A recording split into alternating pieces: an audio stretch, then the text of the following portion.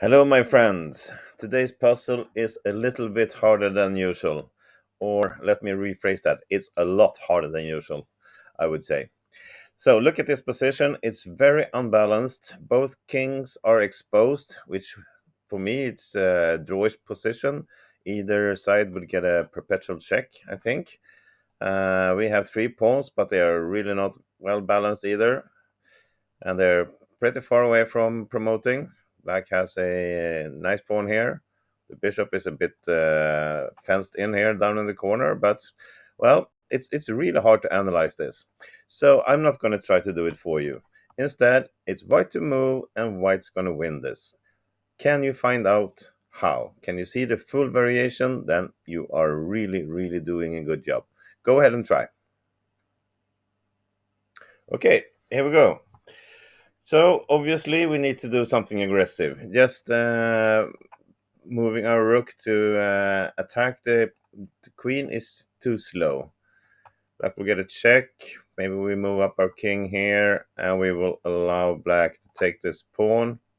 And from there, there's no way we're going to win this. We can start checking. It's probably going to be a draw. We can run away, something like this, or check here. It's not good enough. The king is going to hide here around, and it's going to be checks all along later on. So no, we need to do something more aggressive, and checking here is not, it's not right either. Black will simply be allowed to escape from this net we were making for him. The king is getting away, and now black is actually better. No, of course, it's a puzzle. Then what do you start with? You sacrifice the rook. Here we go. The right starting move is rook c5 check. Look at this. It's really hanging right in there, but that's the right move nonetheless. Okay, let's just see what happens if black doesn't take this. If he attacks the rook with king d6, we simply get a check here on d5. King can go in either way. This one is a bit better and attacks, and he's going to lose his queen. He's going to lose the queen here, or maybe get a one rook for it. If he goes to f6, it's a bit better, but still going to lose the rook. I mean the queen. With a check like this, we're going to lose both our rooks, but as this bishop is on a1, it's really too far away. We will just march with our pawn here, and it's unstoppable, and it's a win for white.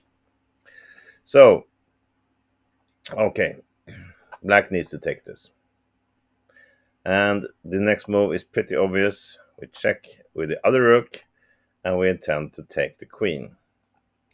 And of course, if black doesn't go to d6, he needs to go away. That's the only possible square he can do to protect his queen.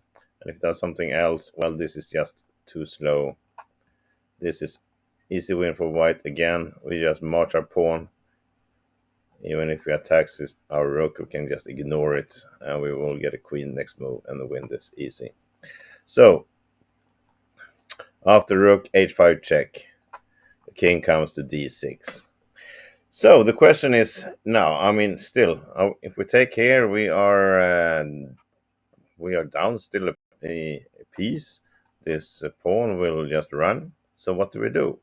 We do not take the queen. Instead, we take the pawn first, of course, because it's a check, and the only possible square for black is to go back to e5. Such a beautiful middle move here from white, and now we go back with a check. Okay, we cleared out this pawn. We are not looking for the draw here. Instead, of course, we take. And now we are stuck with three pawns against the bishop. But this is still not easy to see how you win here from white, I can tell you. If you want to go ahead now and pause the video again, do that and see if you can find out how white wins from here. Okay, here we go. Well, We cannot move any of these pawns. If we move this pawn, well, it's just going to be lost due to king b6. So obviously we need to move our king, and we need to block him out. So the first move is pretty obvious, king c7. Black follows up with taking the c3 pawn. Now he's getting his bishop into play, and he's threatening this pawn, which of course we need to move. Okay, now black has two options, but only one is really worth looking at. But still, we can see this first. It's not a good way for black to defend this. We simply play king b7, and this pawn cannot be touched now. We will queen. So, of course, black instead gives the check on a5 with the intention to follow up with bishop b6, and then just sacrifice on a7. So this really, if you look at this, it doesn't look like white is winning. For sure, this looks like a draw. But white can win this. Can you see how? Well, here we go. We must get a tempo here. So we cannot play king b7. We have to play king b8. We couldn't play. We could not gain a tempo like this, because then we simply lose our pawn here, and it's draw. So the king has to go to b8. And of course, as we say, black needs to play bishop b6 here, attacking the a7 square. And what happens now? Well, have you reached this far? Now, if you're looking at this, it's pretty obvious. Now, of course, we play king b7. We got our tempo. Now we put black in a zugzwang. He cannot do anything here. If he moves the king somewhere, well, then he simply loses his bishop. And of course, we just run away and give this pawn to a queen. And the bishop, if he moves somewhere, well, the same. We just move along.